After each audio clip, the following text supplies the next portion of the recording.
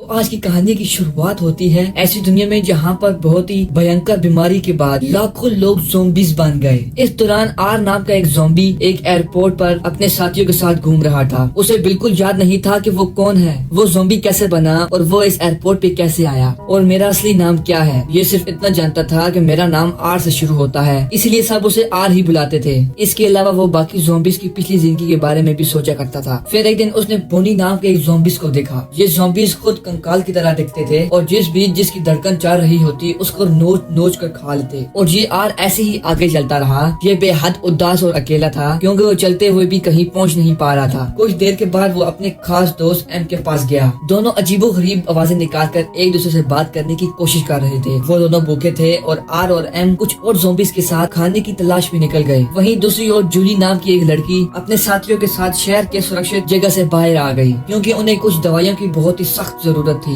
जूली ने पेरी का हाथ पकड़ा लेकिन पेरी ने अपना हाथ वापस ले लिया। फिर उन्होंने जूली के पिता कर्नल ग्रिगियो की एक वीडियो देखी जिसमें उन्होंने कहा कि ज़ॉम्बीज़ कुछ भी महसूस नहीं कर सकते और न ही उनका खून बहता है, इसलिए वो बिना डरे ज़ॉम्बीज़ को मार सकते हैं। इसके बाद पूरा ग्रुप शहर की दीवार से बाहर आ गया। जूली पेरी और उसके दोस्त एक लेबोरेटरी में दवाइयाँ ढूंढ रहे थे तो अचानक आर और उसके साथियों ने वहाँ पर घुसकर उन पर हमला कर दिया। पेरी ने आर के ऊपर तो वार किया लेकिन उसे जान से नहीं मारा। तभी आर की नजर जूली पर पड़ी तो उसे देखते ही आर को पहली बार कुछ महसूस हुआ, लेकिन जैसे ही वो जूली की तरफ बढ़ा तो पेरी ने उस पर गोली चला दी और इसी चक्कर में आर ने पेरी को मार डाला। और जो ज़ॉम्बीज़ इंसान को काट लेते थे वो भी ज़ॉम्बीज़ बन जाते थे, लेकिन ज़ॉम्बी अगर इंसान का दिमाग खा जाए तो वो ज़ॉम्बी नहीं बनेगा। इसलिए आर पेरी के दिमाग को खाने लगा ताकि वो ज़ॉम्बी ना बने। और इसके दिमाग को खाने के बाद पेरी की सारी यादें आर के दिमाग में आ गई। उसके दिमाग के जरिए आर को पेरी की बचपन की यादें और उसके पहले प्यार जूली के बारे में महसूस हुआ। पेरी की यादों की वजह से आर जूली तरफ और ज्यादा आकर्षित हो गया। आर को अब बहुत कुछ महसूस हो रहा था और इसलिए उसने बाकी के दिमाग अपनी जेब में छुपाया और जूली की ओर बढ़ने लगा। लेकिन जूली ने तो उसकी छाती पर चाकू घूम दिया, लेकिन आर चाकू निकालकर उसके बहुत करीब आ गया। फिर उसने अपना ज़ॉम्बी खून उसके चेहरे पर लगा दिया ताकि बाकी ज़ॉम्बीज़ को लगे कि जूली भी एक ज़ॉम्बी है। उसने जूली से कहा कि वो बिल्कुल सेफ है और फिर उसे बाहर ले आया। इधर जूली की दोस्त नोरा ये सब देख रही थी लेकिन वो कुछ कर नहीं सकी वरना उसकी भी जान चली जाती। उधर बाकी ज़ॉम्बीज़ को लगा कि जूली भी एक ज़ॉम्बी है, इसीलिए किसी ने भी उस पर हमला नहीं किया। आखिरकार जूली उनके पीछे एयरपोर्ट तक आ पहुंची और फिर आर उसे अपने प्लेन में ले आया। वहाँ पर उसने अपनी पसंद की चीजें इकट्ठा कर रखी थी और साथ ही कुछ सिंगर्स के रिकॉर्ड थे। आर ने उसे भरोसा दिलाया कि वो सुरक्षित है, लेकिन जूली अब भी बेहद डरी हुई थी, इसलिए वो चाकू पकड़ कर बैठी थी। तब आर ने उसे कुछ वक्त अकेला छोड़ने का फैसला किया और बाद जाकर बाकी बचे हुए पेरी का दिमाग खाने लगा ताकि वो जूली के बारे में और ज्यादा जान सके। उसे पता चला कि पेरी जूली के पिता के सामने खुद को साबित करना चाहता था और ये भी जब पेरी के पिता ज़ॉम्बी बन गए तो जूली ने ही उसको गोली मार दी। इसके बाद आर ने जूली के पास जाकर उसे एक कंबल उड़ाया और गाना चलाया ताकि जूली को आराम मिले। फिर वो जूली के सामने बैठ गया और अचानक उसका दिल चमकने लगा, यानी अब उसकी धड़कनें चलने लगी थी। खैर अगले सुबह जूली ने कहा कि मुझे भूख लगी है तो आर उसके लिए खाना ढूंढने के लिए बाहर चला गया। इधर जूली मौका देकर वहाँ से भाग निकली। जल्दी ज़ॉम्बीज़ का ग्रुप हवा में उसकी महक सूंघते हुए उसके पास आ पहुँचे। तभी अचानक आर ने वहाँ पर आकर फिर से अपना खून उसके चेहरे पर लगाया और उसे ज़ॉम्बीज़ होने के नाटक करने को कहा, जिसके बाद वो उसे प्लेन में वापस ले आया और उसे कुछ खाना और बियर दी।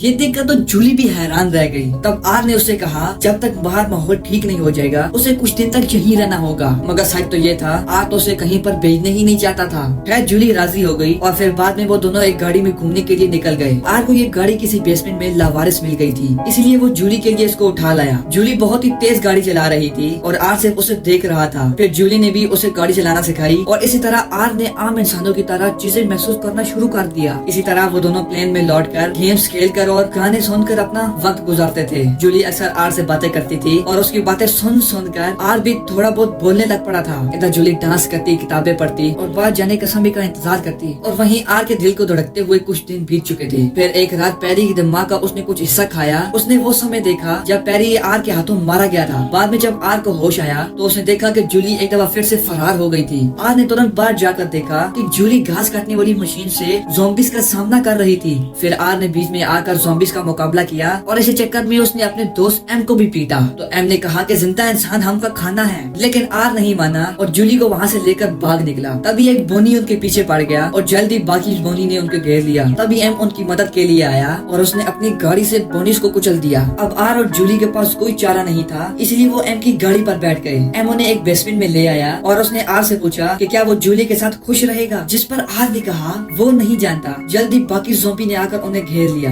जूली डरी हुई थी और इसीलिए उसने आर का हाथ थाम लिया। इस नए प्यार को पनपता देख ज़ॉम्बीज़ को कुछ समझ नहीं आ रहा था और आखिरकार उन्होंने आर और जूली को जाने दिया। जैसे ही वो दोनों गाड़ी पर बैठे तो बोनिस उन पर हमला करने के लिए आए, लेकिन बाकी ज़ॉम्बीज़ ने उनका मुकाबला किया। उधर जूली गाड़ी चला रही थी, लेकिन पर बारिश की वजह से उसे ठंड लग रही थी। फिर उसने एक शहर में गाड़ी रोकी ताकि वो यहाँ पर रात गुजारने के लिए कोई घर ढूंढ सके। फिर एक घर में जाकर जूली लैंप जलाया और आर अपनी पसंद की चीजें इकट्ठी करने लगा। तब जूली को एक कैमरा मिला तो वो आर की तस्वीरें खींचने लगी, क्योंकि उसे लगा कि कोई भी दिन उसका आखिरी दिन हो सकता है। खैर खाना खाने के बाद जूली ने आर से कहा कि वो कमरे में उसके साथ सो सकता है। तब आर हिचकाते हुए उसके साथ जमीन पर लेट गया। उधर एयरपोर्ट पर एम ने एक पोस्टर देखा जिसमें दो लोगों ने हाथ थामे हुआ था, जिससे उसे आर और जूली की याद आई। तभी उसे अचानक पिछली गर्लफ्रेंड की याद आ गई और उसे महसूस हुआ। जल्दी बाकी ज़ॉम्बी उस पोस्टर को देखकर कुछ महसूस करने लगे और उन सभी के दिल चमकने लगे और उनकी धड़कनें वापस आ चुकी थी, यानी अब बोनिस उन्हें भी खा सकते थे। वहीं दूसरी ओर जूली आर का शुक्रिया अदा किया, क्योंकि उसने कई बार जूली की जान बचाई थी।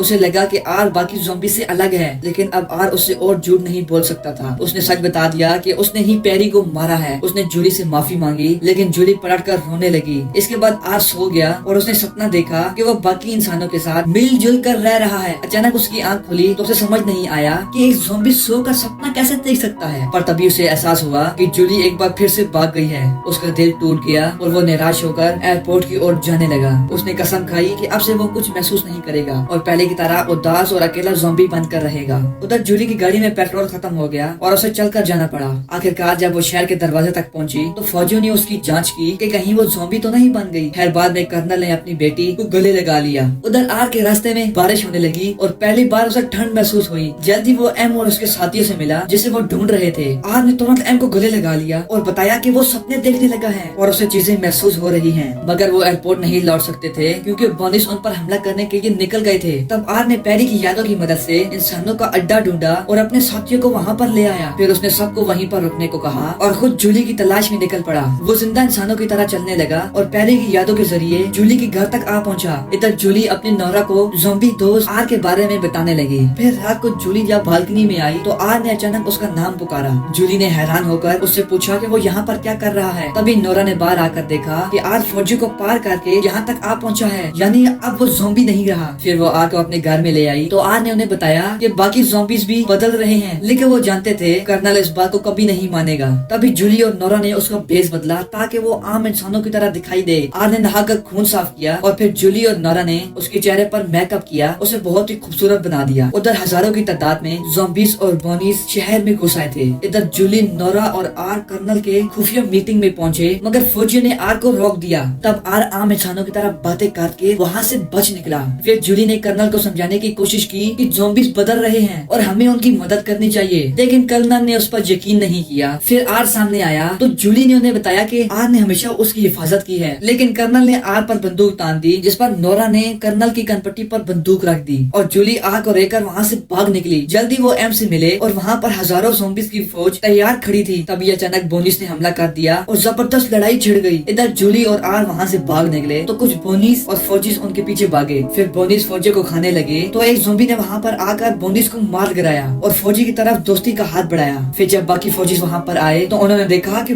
ज़ॉम्बीज़ बोनिस का मुकाबला कर रहे थे और वो समझ नहीं पा रहे थे कि उनका दुश्मन है कौन। तब एम ने उन्हें समझाया कि वो इंसानों के साथ हैं। इसके बाद ज़ॉम्बीज़ और इंसान मिलकर बोनिस का मुकाबला करने लगे। उधर आर और जूली को बोनिस ने चारों ओर से घेर लिया था और वहाँ से कूद कर ही उनकी जान बच सकती थी। तब आर ने जूली को अपने बाहों में लपेटा और उसे लेकर पानी में कूद गया। आखिरकार उसका साथ जमीन से जा लगा, लेकिन जूली सही सलामत थी। जूली तुरंत उसे खींचकर ऊपर ले आई और उसे चूम लिया। फिर आर का शरीर भी गर्म होने लगा और उसकी आंखें फिर से नीली हो गईं। लेकिन तभी कर्नल ने आर को गोली मार दी। तो जूली ने उसे समझाया कि कुछ ज़ॉम्बीज़ ने इंसानों पर हमला किया, मगर कुछ ज़ॉम्बी अब बदलने की कोशिश कर रहे हैं। तभी उसने देखा कि आर के शरीर से खून बह रहा है और ये देखकर फौजी को यकीन हो गया कि जूली सच कह रही है। उसके बहते खून को देखकर जूली बहुत ही खुश हुई, क्योंकि इसका मतलब ये था कि वो फिर से एक जिंदा इंसान बन गया है। आखिरकार कर्नल मान गया और फिर वो आर को हॉस्पिटल ले गए। वहीं आर भी इतने समय से दर्द महसूस करने लगा था और वो बेहद ही खुश था। और यहीं दूसरी ओर इंसानों और ज़ॉम्बीज़ ने मिलकर बोनिस का खात्मा कर दिया। आखिरकार आम इंसानों ने ज़ॉम्बीज़ को फिर से जीना सिखाया ताकि वो जल्द से जल्द ठीक हो जाएं। एक दिन अचानक एम को याद आ गया कि उसका नाम मार्कस है। इधर फिर से जिंदा होने के बाद आर को अपना नाम अभी तक याद नहीं आया था, पर वो अपनी नई जिंदगी में बेहद ही खुश था। क्या आपने भी किसी से प्यार किया है कमेंट्स में जरूर बताना।